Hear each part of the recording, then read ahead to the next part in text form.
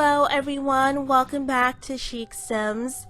Today is a special edition house tour because today is August the 4th, which is the 58th anniversary of Marilyn Monroe's passing. A very iconic screen icon. She's one of my biggest inspirations. Well, she was when I was growing up. She really inspired me a lot. So I decided to make a replica of her house, only because I know her house is a private property, so it's not really likely that there's going to be tours of this house anytime soon. The only people that really get to tour this house are realtors or people that are interested when it does go on the market, which is pretty rare. So I took it upon myself to replicate this house, and so we can do a tour and kind of relive Marilyn's final days a little bit and just kind of see the history of the house, how she got it, and all of that stuff.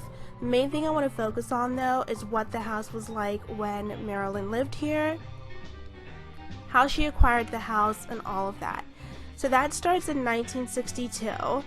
Marilyn Monroe lived here in 1962. She purchased the house in early 1962, so that would be the very end of January and the very beginning of February, sometime during January and February.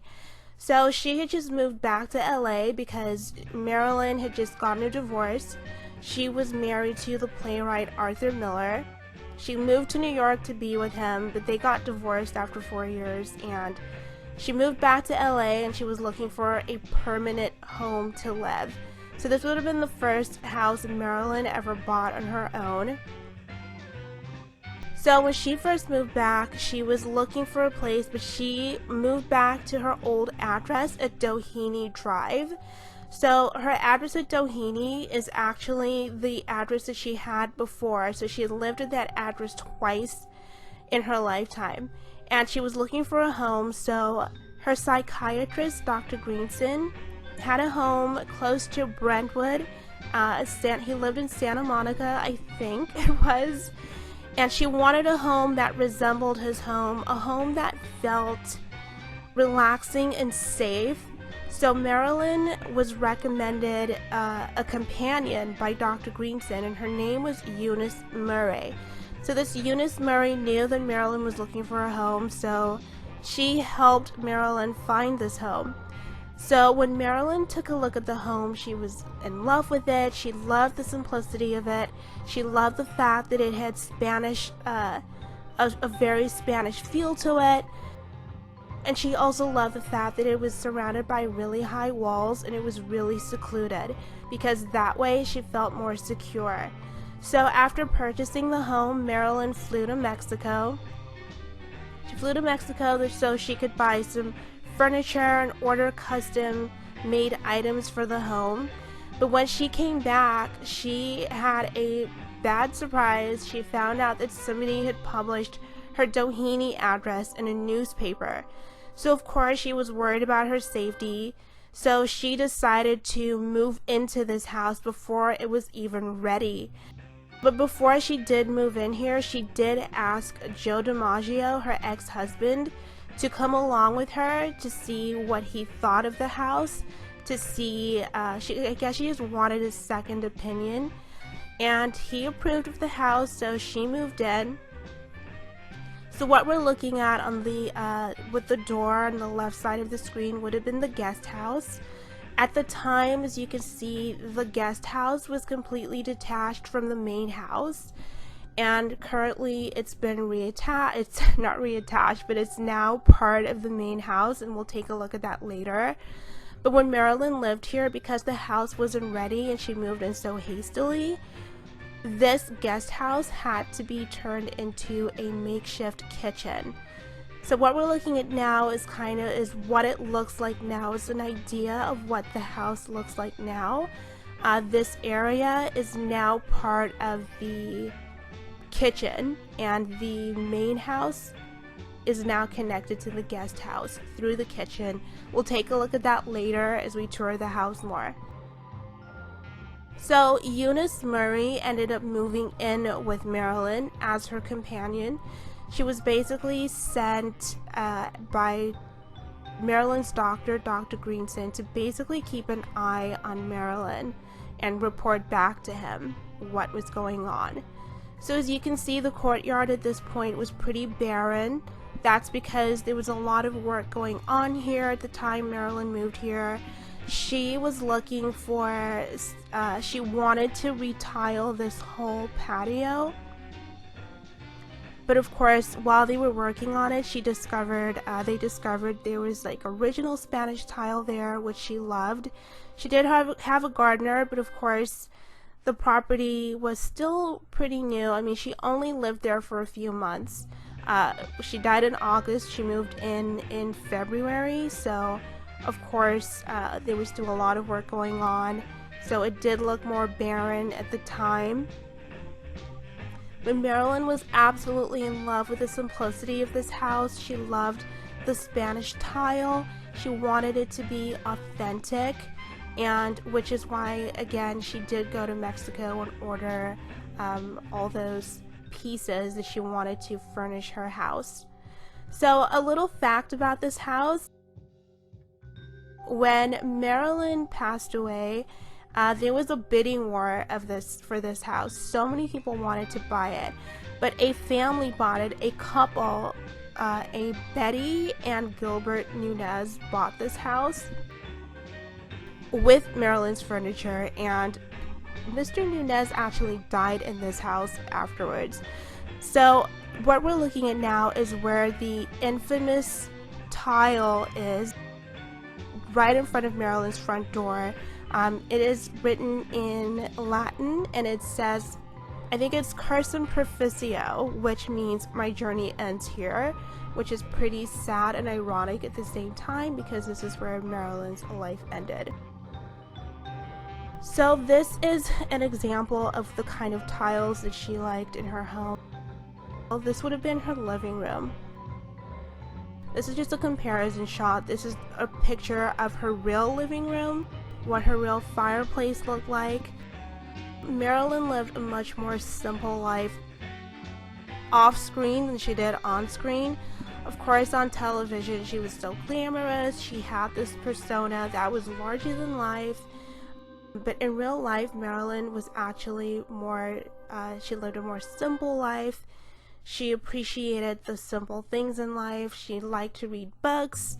She was an intellectual, and she wasn't really the dumb blonde persona that she so often played on television. So yeah, this would have been her living room, which was very small, as you can see. Her home was very modest, and if you see anywhere that says, oh, Marilyn Monroe's mansion, a lot of websites describe it as a mansion. It couldn't be further from the truth, because this house is very modest. It was not a mansion by any stretch of the imagination. So this over here would have been Marilyn's dining room, which again, pretty small. And then over here, what we're looking at would have been her sunroom. So the sunroom would have had, which it still does, have a view of the pool. And that's the room with the door open. And of course, this is the real picture. So now we're in Marilyn's kitchen. So what we're looking at now is a replica of the modern version of this kitchen, which is, this is a picture of it. So this kitchen, this part we're looking at now, is what would have been outside before, what we were looking at earlier. But it's part of the house now, and this is more likely what her kitchen would have looked like when she lived here. It would have been a lot smaller, would have had a lot more Spanish tile to it, which Marilyn loved so dearly. Of course, all of that has been moved, has been changed now. It's a lot more modern, but it would have been closer to this. So now we're looking at Marilyn Monroe's bedroom door. Now this is how it looked when she lived here. This is where it faced when she lived here. It faced the living room. Currently, it is now on this wall facing the other direction, but we're just gonna go with what it looked like when Marilyn lived here. So this would have been her bedroom. Her bedroom was very sparsely furnished when she lived here because she had just moved in. A lot of the furniture she ordered was still in production. A lot of it hadn't been delivered yet. Actually, a few pieces had started being delivered just a few days before she died, but they were all stored either in the garage or her guest house. So the time she lived here, it had carpet. And this is the room where Marilyn was unfortunately found laying face down on her bed, and this is how her bed would have been positioned. So the room was very sparsely furnished, and the door to the right would have been the entry door, and the door to the left would have been her bathroom door. So this window here, I think, is the window that her doctor claims to have broken because Marilyn's door was allegedly locked. So he claims he had to break through a bedroom window so that he could have access to her. We don't know how true it was, if Marilyn's door was locked or not, because apparently she wasn't known to leave her door locked. There's a whole mystery to that. We don't know, but so this is what her room would have looked like.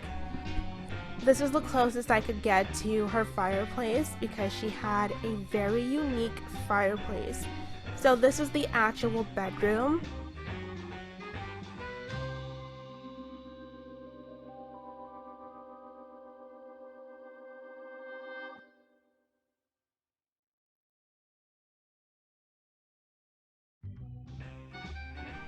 Unfortunately, Marilyn was found face down in this room, and we'll get to that again a little bit later when we go to the guest room, because there is some mystery surrounding that, why she was found face down.